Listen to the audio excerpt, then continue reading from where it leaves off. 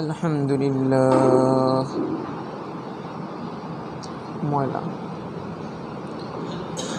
আলহামদুলিল্লাহি ওয়া কাফা ওয়া সালামুন আলা ইবাদিহিল্লাযীনা ইসতাফা আম্মা বা'দু ফাআউযু বিল্লাহি মিনাশ শাইতানির রাজীম বিসমিল্লাহির রহমানির রহিম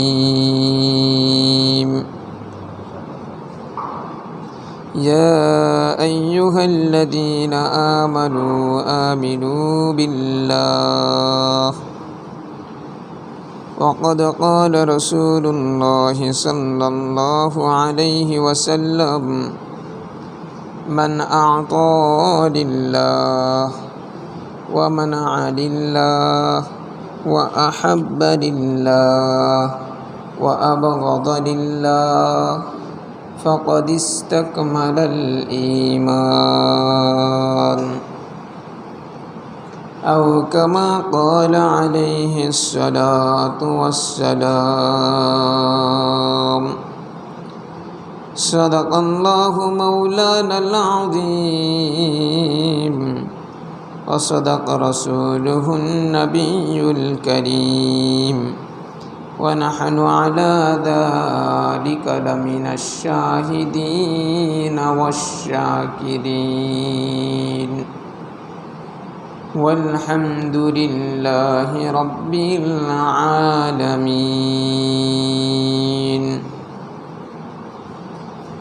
আলহামদুলিল্লাহ সমস্ত প্রশংসা মহান রব্বুল আলামিন আল্লাহ তাআলার দরবারে।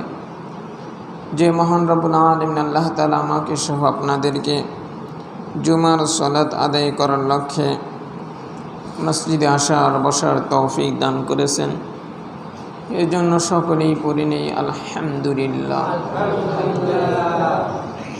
এটা মুহররম মাস।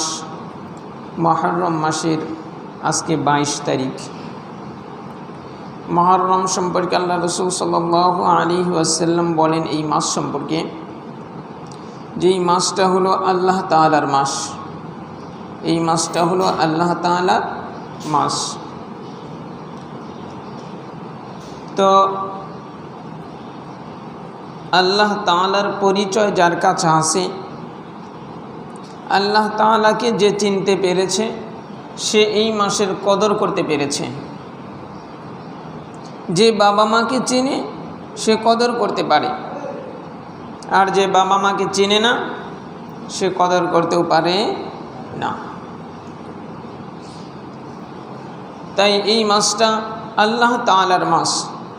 যেমন আপনার সবচেয়েতে যে মহাব্বতের, সে আপনাকে একটা জিনিস হাদিয়ে দিয়েছে, ওই জিনিসটা আপনার কাছে কিন্তু অনেক দামি হবে।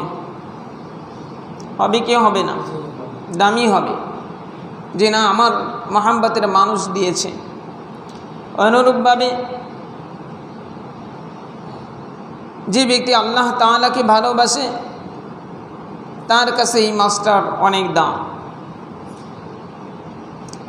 সে এই মাসে কি করবে? সেই মাসে আল্লাহ তাআলাকে কিভাবে রাজি সন্তুষ্ট করা যায় সে সেই ব্যস্ততা নিয়ে থাকবে। তো এই মাসটা সম্পর্কে আল্লাহ রাসূল সাল্লাল্লাহু আলাইহি ওয়াসাল্লাম আরও বলেন যে এটা হলো তওবার মাস। এটা হলো তওবার মাস। রাসূল করিম সাল্লাল্লাহু আলাইহি ওয়াসাল্লাম বলেন যে বিগত জামানায়ও এই মাসে অপরাধী সম্প্রদায়ের তওবা করার পর আল্লাহ তাআলা তাদের তওবা কবুল করেছেন। তো কিয়ামতের আগের দিন পর্যন্ত এই মাসে আল্লাহ তাআলা কি করবেন যে তওবাকারীদের একটা দলকে এই মাসে আল্লাহ তাআলা ক্ষমা করে দেবে। তো এই মাসটা হলো তওবার মাস। তওবা কে করতে পারে? যার ভিতরে তাকওয়া আছে, ভয় আছে, আল্লাহ তাআলার সামনে দাঁড়াইতে হবে এই ভয়টা যার আছে সে তওবা করতে পারে। আর যার ভিতরে আল্লাহ তাআলার ভয় নাই সে তওবা করবে না। আর ভয় কার ভিতরে আছে? কয় যার ভিতরে মাহাব্বত আছে। আপনি যদি একজনকে কি করেন, মাহাব্বত করেন, তাহলে দুইভাবে তার থেকে ভয় আসবে, দুইভাবে আপনি তাকে ভয় করবেন।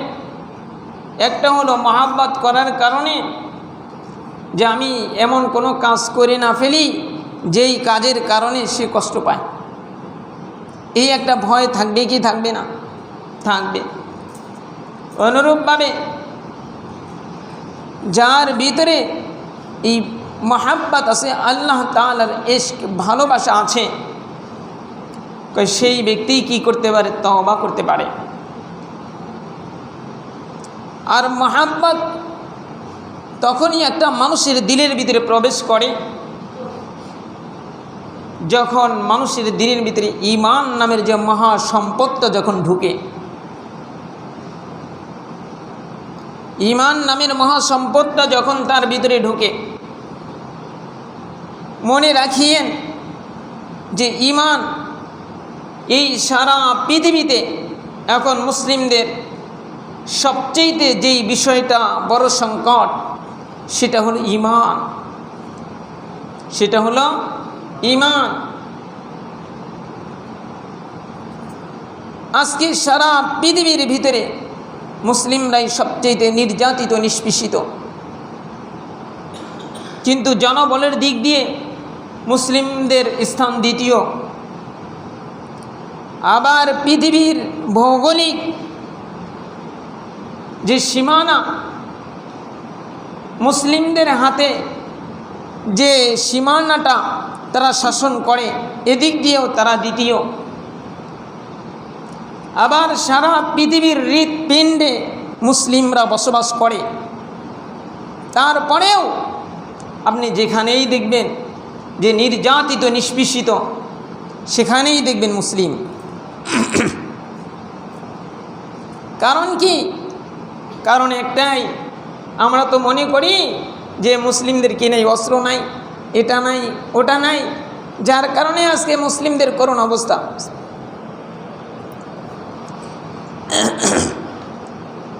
না, সবচেয়ে বড় করুণ অবস্থা হলো মুসলিমদের আজকে ঈমান। ঈমান মুসলিমদের বড় সংকট। এ কারণে রব্বে কারীম বলেন, ইয়া আইয়ুহাল্লাযীনা আমানু আমিনু বিল্লাহ। রব্বে কারীম এই আয়াতে কারিমার মধ্যে বলেন, হে ঈমানদারেরা, তোমরা আল্লাহ তাআলার প্রতি বিশ্বাস করো, আল্লাহ তাআলার প্রতি ঈমান আনো। ঈমানদারদেরকে আল্লাহ তাআলা আবার ঈমান আনার কথা বলে। এর কারণ কি? ঈমানদাররা তো ঈমান আনছে, আবার ঈমানদারদেরকে আল্লাহ তাআলা কেন বলতেছে যে তোমরা ঈমান আনো? এর মূল কারণ মুফাসসিরিনে কিরাম বলেন যে দুইটা। একটা, যে ঈমান হলো দুইটা বিষয়ের সমষ্টি। একটা হলো ইকরার বিল লিসান, আর একটা হলো তাসদিক বিল জিনান। আজকে ইকরার বিল লিসানের মুসলিমের আজকে অনেক আছে, কিন্তু তাসদিক বিল জিনানওয়ালা মুসলিম বড় অভাব।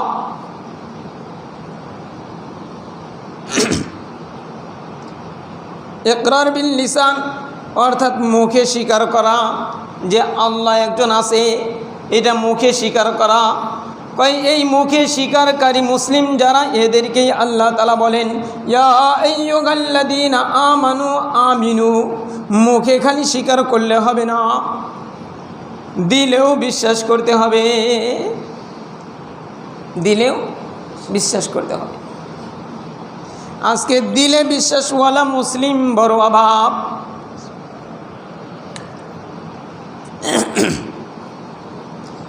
আমরা তো মনে করি মুসলমানের ঘরে জন্ম নিছি তাই মুসলমান হয়ে গেলাম। না বাবা, এটা এত সহজ কথা না। যদি এরকমই হইতো, আহারে ওই যে নূহ আলাইহিস সালাতু ওয়াস সালামের চেয়ে বড় মুসলমান তার কেউ নাই। নবীদের চেয়ে বড় মুসলিম আর কেউ আছে? নাই। কিন্তু তার ছেলে কেনান সে কিন্তু বেঈমানদের কাতারে থাকবে। তাই বাবারে মনে করিয়েন না যে মুসলিমের ঘরে জন্ম নিছি তাই মুসলমান হয়ে গেছি, এত সহজ কথা না। ইমানদারের ঘরে জন্ম নিছি, ইমানদার হয়ে গেছি, এত সহজ কথা না রে বাবা। ইমানের পিছনে বড় মেহনত করতে হয়। আপনি দেখেন বাবা, আজকে একটা ওসিআর ডিসি হইতে কত মেহনত। আমি আমার খালু শ্বশুরকে দেখছি আর্মিতে চাকরি করছে, আমার বিয়ের পরেও সে কী করছে, পরীক্ষা দিছে। আমার বিয়ের পরেও পরীক্ষা দিছে একটু প্রমোশনের জন্য। আরে দুনিয়া উপার্জন করার জন্য যদি এত মেহনত করা লাগে, এত পরিশ্রম করা লাগে, আর আপনি মনে করছেন এই মসজিদে গেলাম, জুমার নামাজ পড়লাম, ফজরের নামাজ পড়লাম, আসরের নামাজ পড়লাম, আর আমি ইমানদার হইয়া গেলাম। দুনিয়ার পিছনে যদি 1% মেহনত করা লাগে, ইমানের পার্সেন্ট মেহনত করতে হবে 99%।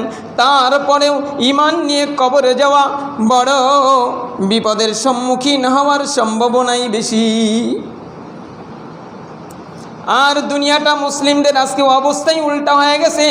99% মুসলিমরা আজকে 99%ও না, প্রায় 100-র মধ্যে 100ই ইমান নিয়ে তারা কোনো মেহনত করে না।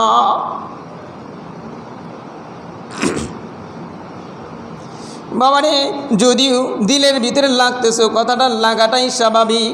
আমি যেই কথাটা বারবার বলি যে যদি ফোড়া হয় ওইখানে যদি ডোর হয়ে যায় তাহলে বাতাস লাগলে জলে, আর যদি শরীরটা সুস্থ থাকে বাতাস লাগলে বাবা ভালো লাগে। অনুরূপভাবে আজকে আমাদের কলিজার ভিতরে আজকে আমি যে গত জুমায় যেই আলোচনাগুলো করেছি যে মনে রাখিয়েন এই আত্মার কি হইয়া যায়, মরণ হইয়া যায়। আত্মার কি মরে? কয় আত্মারও জান আছে, কয় জানটাই হলো ঈমান, জানটাই হলো ঈমান। তাইলে ঈমানের মৌলিক বিষয় হলো দুইটা, একটা হলো মুখে স্বীকার করতে হবে, দ্বিতীয় নাম্বার দিলেও বিশ্বাস করতে হবে। যেমন আমরা মুখে আমরা স্বীকার করি যে রাসূল সাল্লাল্লাহু আলাইহি ওয়াসাল্লামের আদর্শের মধ্যেই কামিয়াবি। কিন্তু বাবারে মুসলিমদের ঘরে খোঁজ নিয়ে দেখো, আজকে আমার তোমার ঘরে খোঁজ নিয়ে দেখো, তোমার বিবির ভিতরে কয়টা নবীর আদর্শ জারি আছে, তোমার মেয়ের ভিতরে কয়টা আদর্শ জারি আছে, তোমার সন্তানের ভিতরে নবীর কয়টা আদর্শ জারি আছে। আজকে তো মুসলিমদের অবস্থা বড় করুণ। আরে মনে কষ্ট নিয়েন না বাবা, এই যে আমরা দাড়ি রাখি না, কিসের জন্য রাখি না এটাও কিন্তু আমরা বুঝি না। আজকে ফিলিস্তিন মার খায়, আজকে আমরা চায়া দেখি, কিন্তু আমাদের এক হযরত মুফতি নজরুল ইসলাম কাসিমি সাহেব হুজুর বলেন, ফিলিস্তিনের অলিতে গলিতে আমি ঘুরছি, দেখছি মুসলিমদের চেহারার ওলা মানুষ পাওয়া বড় মুশকিল। ইহুদিদের যেই চেহারা মুসলিমদের সেই একই চেহারা। কিন্তু আরে রাসূল করিম সাল্লাল্লাহু আলাইহি ওয়াসাল্লামের কাছে আসছিল, আরে তারাও ছিল বিধর্মী, দূর দেশ থেকে তারা দূত হয়ে আসছে। দুইজন ব্যক্তি আসার পরে তাদের ক্লিন শেভ ছিল। রাসূল সাল্লাল্লাহু আলাইহি ওয়াসাল্লাম তাদেরকে দেখিয়া মুখটা এরকম করে ঘুরায় বলছিল, কে তোমাদেরকে বাধ্য করেছে, তোমাদের দাড়িকে চাচার জন্য কে তোমাকে বাধ্য করেছে? তখন তারা বলেছিল যে আমাদের যে সম্রাট পারস্যের যে কেসরা সম্রাট, এ আমাদেরকে বাধ্য করছে, সে আমাদের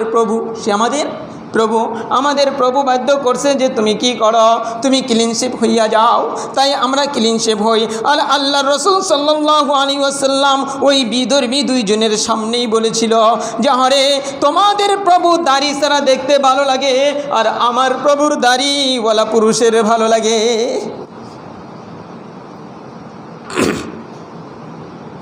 আজকে নিজের ভিতরে নবীর কোনো আদর্শ নাই।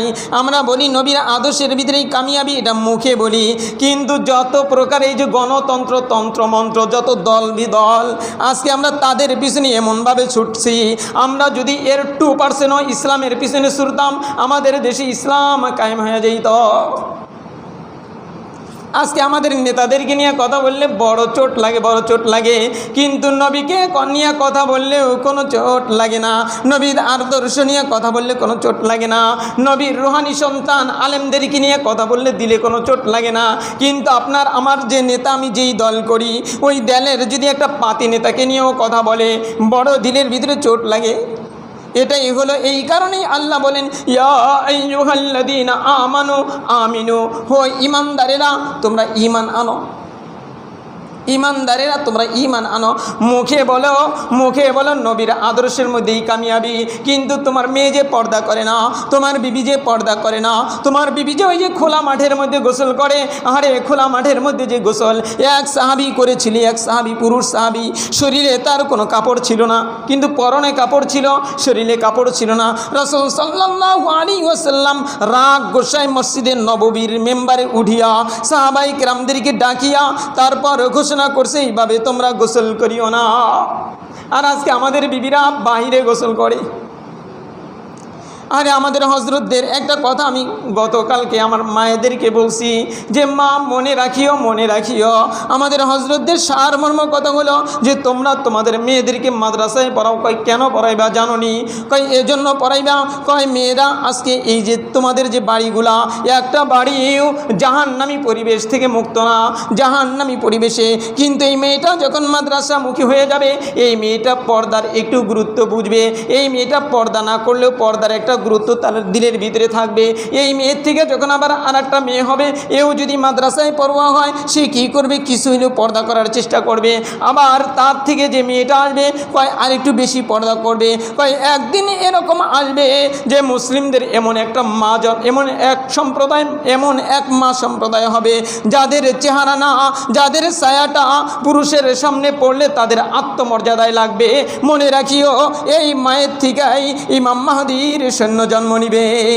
নচেত বাবা মনে রাখিও যে এই মায়ের পেটটা আজকে রাস্তাঘাটের মানুষে দেখে, যে এই মায়ের চেহারাটা রাস্তাঘাটে দেখে, কসম করেও যদি বলি হয়তো ভুল হবে না, এই মায়ের থেকে জান্নাতি মানুষ জন্ম নেওয়াই বড় মুশকিল।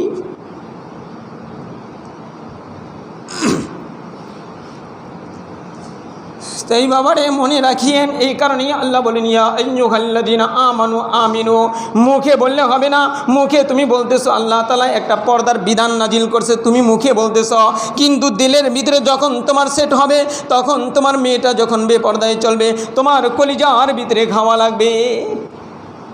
আর দিলের ভিতরে যদি না আসে, তখন আরও বরং এই পর্দা নিয়ে উল্টাপাল্টা কথা বলবে।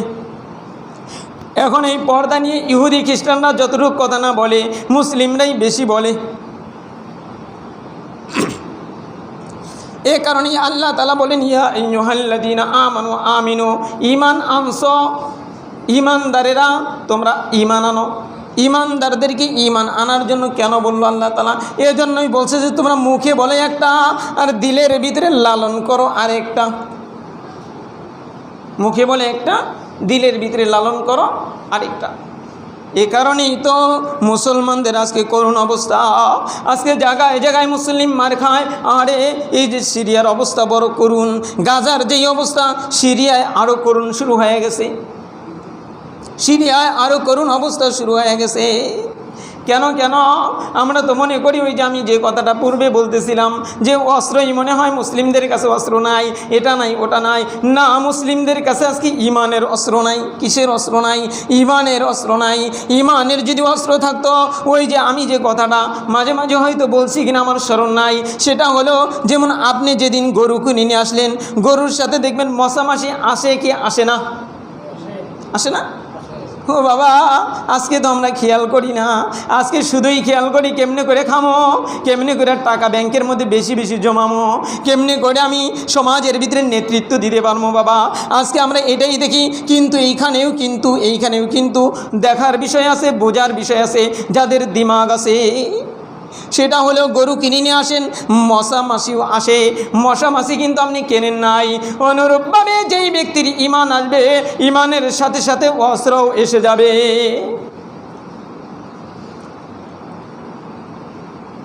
আরে হাবিব ইবনে যায়েদ রাদিয়াল্লাহু তাআলা, হাবিব ইবনে যায়েদ রাসূল করিম সাল্লাল্লাহু আলাইহি ওয়াসাল্লামের জলিলুল কদর একজন সাহাবী, জলিলুল কদর একজন সাহাবী। তারা শুধু মুখে বলে নাই, দিল থেকেও বলছে নবী মুহাম্মদ আপনি সত্য।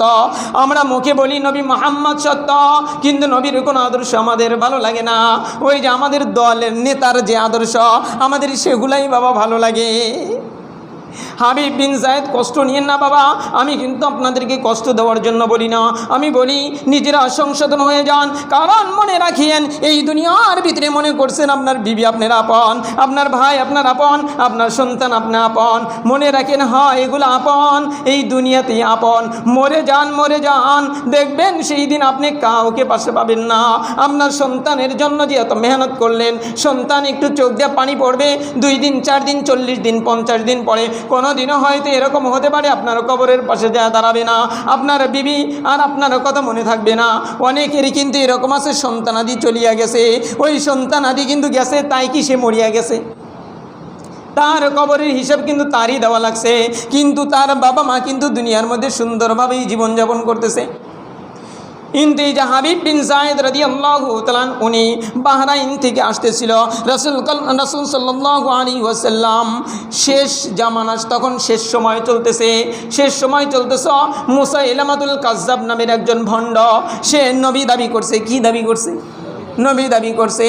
রাসূল সাল্লাল্লাহু আলাইহি ওয়াসাল্লাম বলে গেছেন যে আমার পর থেকে নিয়ে কিয়ামতের সিংহায় ফুৎকার দেওয়ার আগ পর্যন্ত ওই যে কি বলে দাজ্জাল আবির্ভাব হওয়ার আগ পর্যন্ত 30 জন নবী দাবি করবে। একজন রাসূল সাল্লাল্লাহু আলাইহি ওয়াসাল্লাম, 2 জন রাসূল সাল্লাল্লাহু আলাইহি ওয়াসাল্লাম জীবিত থাকা অবস্থায় দাবি করছে। একজন হলো মুসাইলামাতুল কাজ্জাব। এই মুসাইলামা কি করছে, দেখে যে বাহরাইন থেকে নবীজি সাল্লাল্লাহু আলাইহি ওয়াসাল্লামের আদর্শের সাহাবী হাবিব ইবনে যায়েদ আসতেছে, তার দল বলে ধরে নিয়ে গেছে। মুসাইলামার কাজ্জাবের সামনে বসাইছে, বসানোর পরে বলো যে আমি আল্লাহ তাআলার প্রেরিত নবী, আমাকে এটা বিশ্বাস করো। তখন বলে যে না এটা হতে পারে না, বরং নবী মুহাম্মদ রাসূলুল্লাহ সাল্লাল্লাহু আলাইহি ওয়াসাল্লামই হলো আল্লাহ তাআলার প্রেরিত রাসূল, শেষ নবী। আংতা কাজ্জাব, বরং তুমি মিথ্যাবাদী, তুমি মিথ্যাবাদী। এই কথা যখনই বলছে হাবিব বিন যায়েদ রাদিয়াল্লাহু তাআলা আনহুর এই হাতটা কাটিয়া ফেলাইয়া দিছে, হাতটা কাটিয়া পড়িয়া গেছে। হাবিব বিন যায়েদ তখনও বসা আছে, তখনও বলে যে এখনও বলো যে নবী মোহাম্মদ রাসূল, আমিও আল্লাহ তাআলার প্রেরিত রাসূল। কয় না বাল মুহাম্মাদুর রাসূলুল্লাহ, বরং মুহাম্মদ রাসূলুল্লাহ। এটা বলার সঙ্গে সঙ্গে বাম হাতটা কাটিয়া ফেলাইছে, তারপর ডান পা কাটিয়া ফেলাইছে, তারপর বাম পা কাটিয়া ফেলাইছে। এরকমভাবে যখন গড়াগড়ি করতেছিল তারপরেও বলছে যে না বাল মুহাম্মাদুর রাসূলুল্লাহ, বরং মুহাম্মাদই হলো আমার আল্লাহ তাআলার রাসূল। গড়াগড়ি করতেছিল আর এটা বারবার বলতেছিল।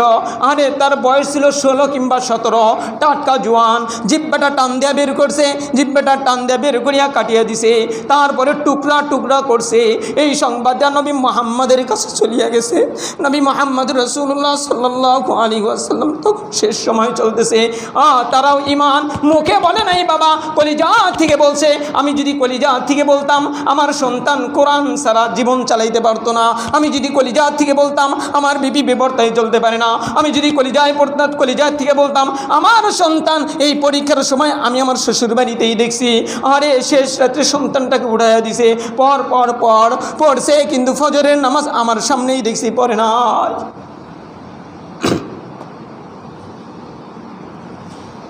হাবিব বিন যায়েদ রাদিয়াল্লাহু তাআলা আনহুর কথা যখন তার মায়ের কাছে চলিয়া গেছে, মায়ের কাছে চলিয়া গেছে, মাও সাহাবিয়া ছিল, নাম তার উম্মে আম্মারা রাদিয়াল্লাহু তাআলা।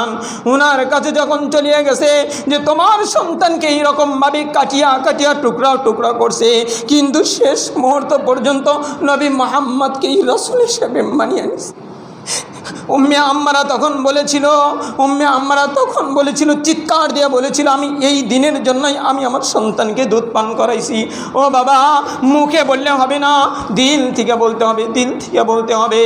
মুখে যে আল্লাহ আছে, দিলে আমার চাকরি, আমার ব্যবসা, আমার সন্তান, আমার স্ত্রী, এগুলাই আমার যদি প্রাধান্য পায়, বাবারে মনে রাখিয়েন এই দুনিয়ার হায়াত একদিন শেষ হয়ে যাবে। কবরের হায়াত যে বাবা শুরু হবে ওইটা কিন্তু শেষ হবে না। ওই দিনটা আসার আগেই নিজের ইমানটা কি করেন, মজবুত করেন। তাই ওলামায়ে কেরামগণ বলেন যে ইমানের যে পাহারাদার, ইমান যে তুমি কিভাবে পাইবা, কয় ইমান পাওয়ার জন্য তোমার কি থাকতে হবে, তলব থাকতে হবে।